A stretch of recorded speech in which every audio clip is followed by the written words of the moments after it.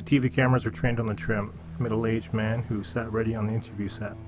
The director's fingers signaled the last 5 seconds of the countdown, and the program host began. Welcome, ladies and gentlemen, to America's #1 Sunday morning opinion show. I'm your host, Timothy Martin, and today I'm honored to have as my guest a man who undoubtedly the most talked about religious leader in the world today. Would you please welcome Archbishop Damon Deathrow, recently appointed the head of the Union Council of the World Religions. Martin stood, and Deathrow entered, the warm smile spreading across his face as he waved at the studio audience. He shook hands with the host and beamed at the crowd until applause subsided. Archbishop Deathrow, Martin said, I'm sure everyone in our network audience knows all about all you've accomplished in your illustrious career, but let me summarize. You were originally the pastor of the evangelical megachurch, and you gained a wide following through your mesmerizing oratory and religious insights, and your uncommon desire to unify people of all faiths, with unity as your focus. You built your church into the largest religious gathering in the world, and then after 20 years you left your pastorate at the peak of your success. Can you tell us why? Thank you for all your kind words, Tim. Believe me, I deserve none of the credit. It all has been the Lord's doing. I left my congregation because it became clear that God was calling me to a much broader ministry, one that reaches out to people of all faiths as well. By other faiths, I presume you mean all Christian denominations, Martin said. Baptists, Presbyterians, Methodists, and Catholics? Yes, I do mean Christians of any stripe, the pastor replied, but God is calling me to reach out even further. His tent is much larger than we think.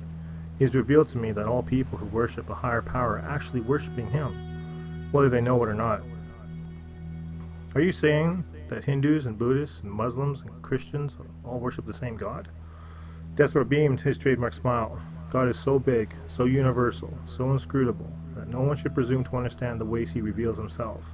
That the Buddhists or Hindus or Muslims may not see God with the same eyes you or I do does not mean they are not connected to Him, or that their religion is not authentic. The truth they see is illuminated by their own light within. Yet, we've long heard Christians claim that the only way to God is through Christ. Doesn't this divide them from the devoted practitioners of the other religions? Yes, it does. Deathrow sighed and shaking his head. And it is so sad that they cannot see we are all worshiping the universal one, whether we call Him Jehovah, Jesus, Allah, and the Great Spirit, or whatever.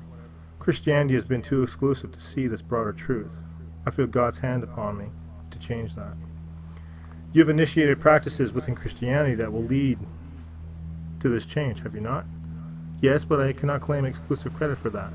Many other respected church leaders and writers have encouraged Christians to borrow mystic practices from other religions in order to sweep away the roadblock of rational thinking and open themselves to real faith. You see, true spirituality transcends rationality.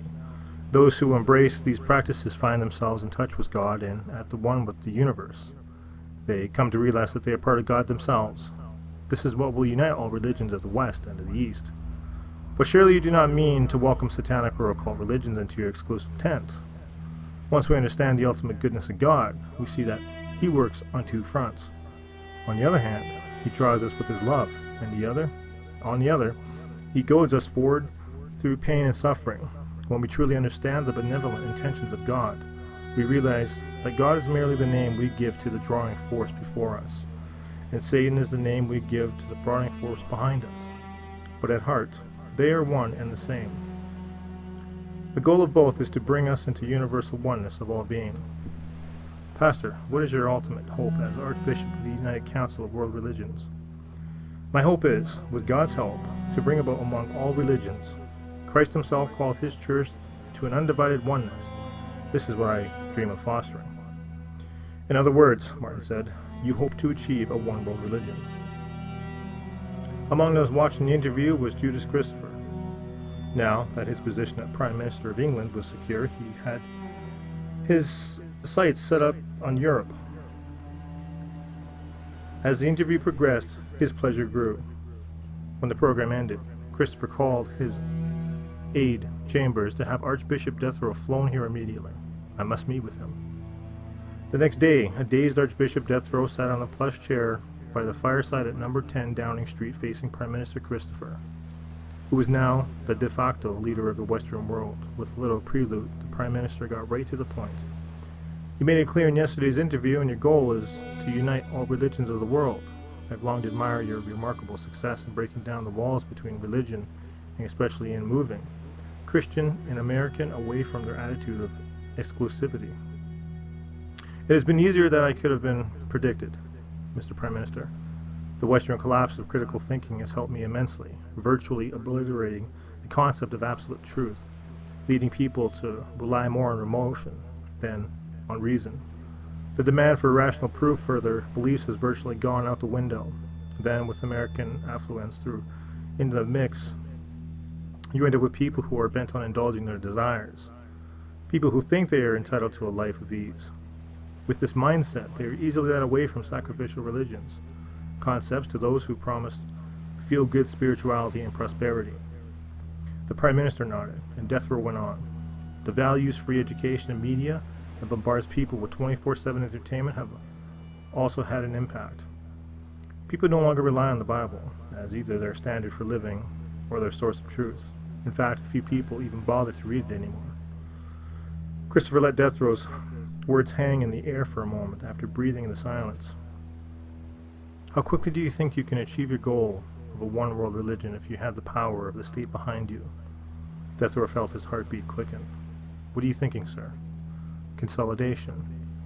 Just as the time is right for one-world religion, it is also right for one-world government. You have my attention, Mr. Prime Minister. Historically, government and religion have been the primarily ruling forces of people's lives, Christopher explained. Political states in the past have consolidated their power by merging these forces into one. Think of the Islamic states today, the Catholic state fusion of medieval Europe, Israel under David and Solomon, and the ancient Medo-Persians.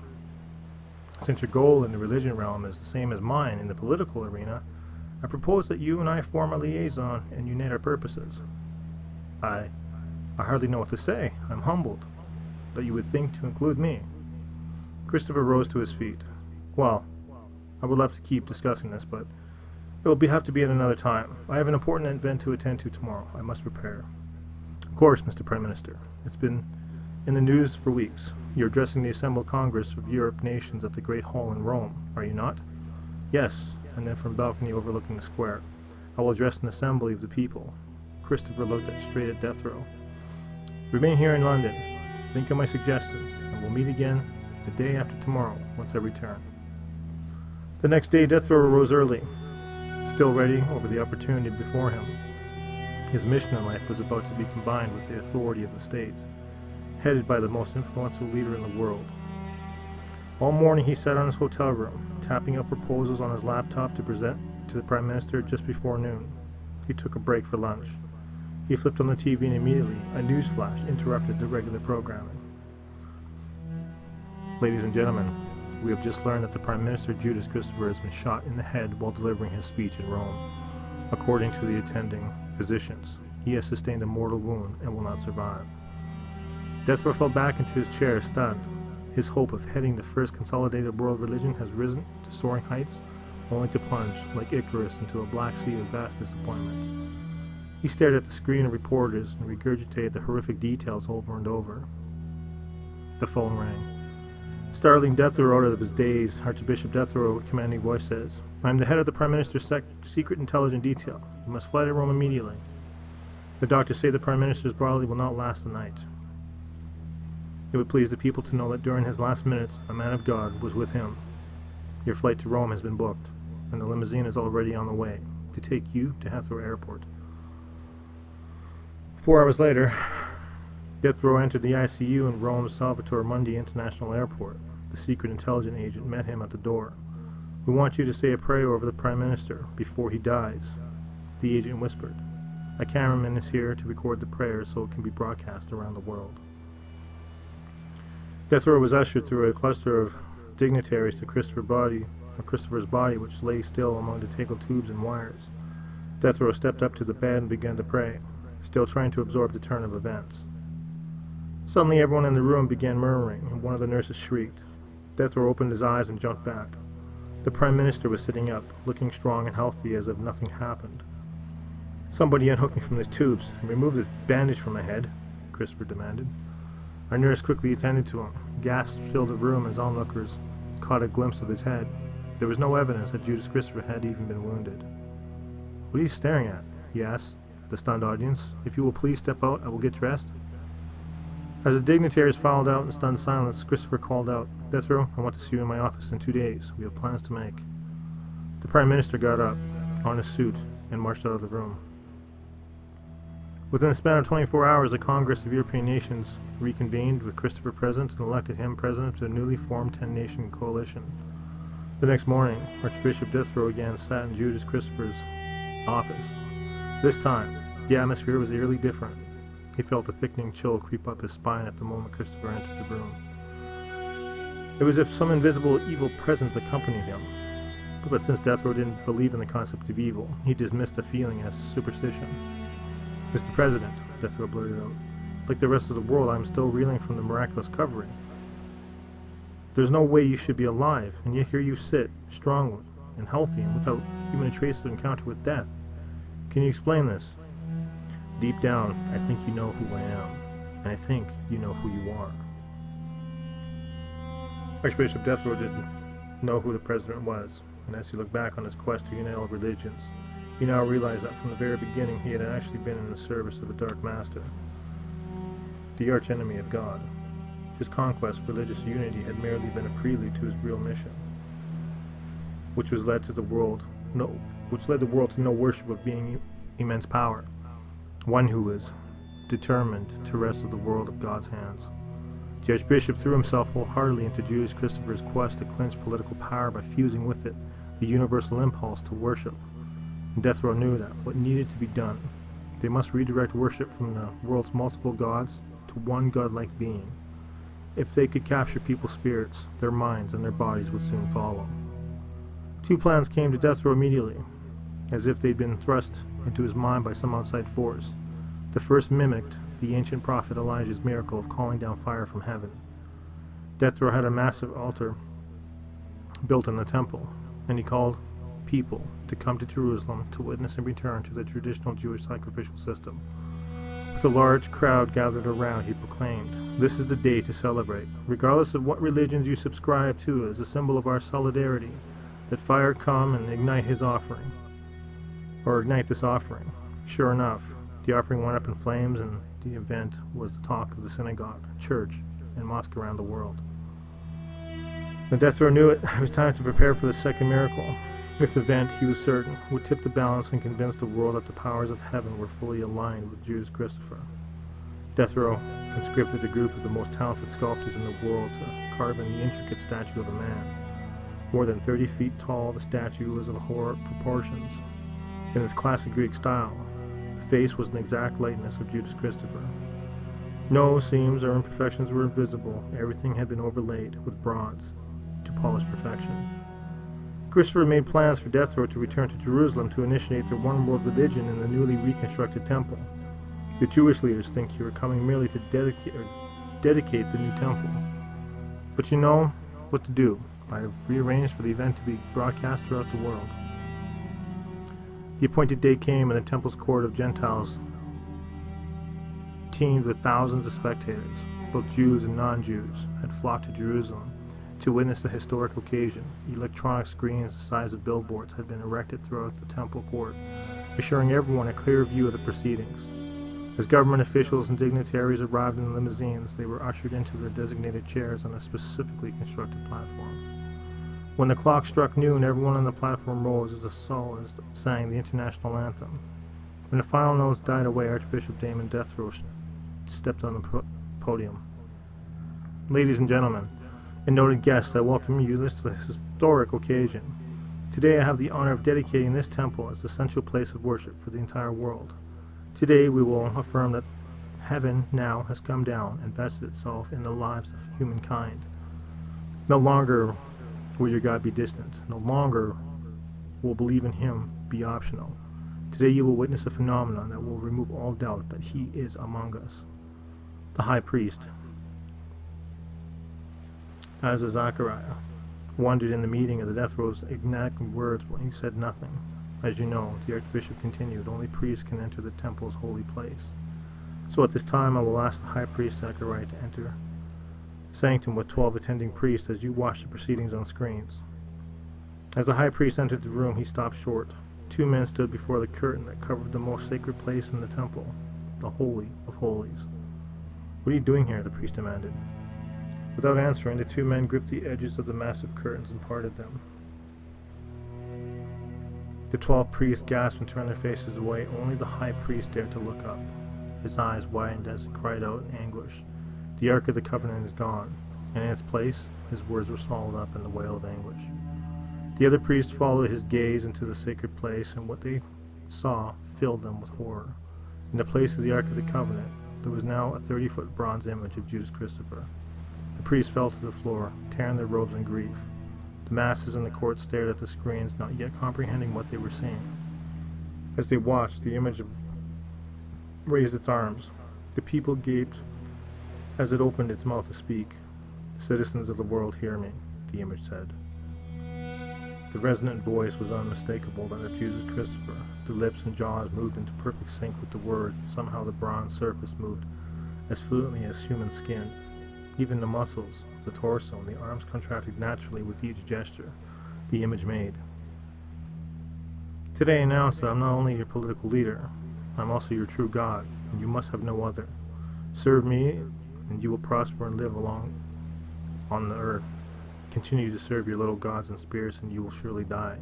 Let those who have ears hear and obey."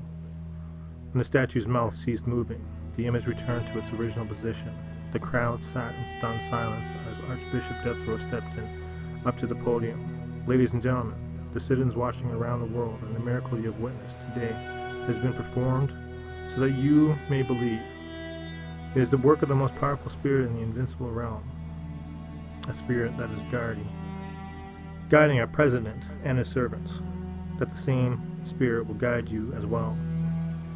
If you will but believe and submit, today I call on you to make that choice."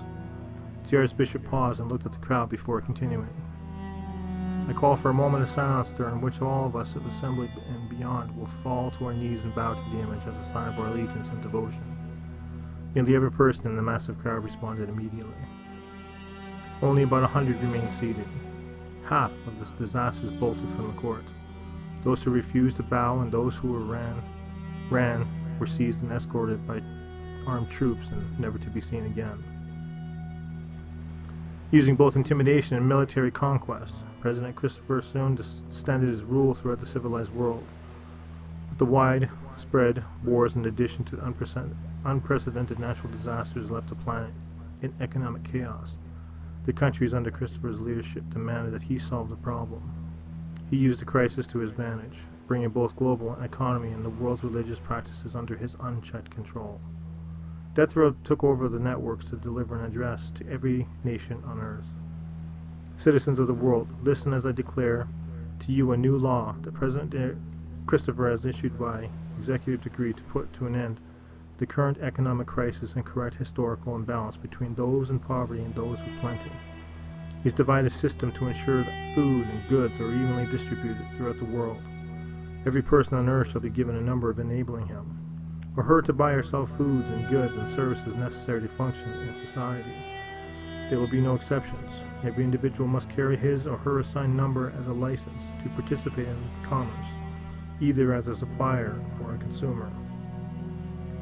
By accepting this number, you will agree to discontinue worshiping any god of any religion, whether you are Buddhist, Hindu, Muslim, Jew, Christian, or any other faith. Peace and plenty will come only when religious divisions are obliterated.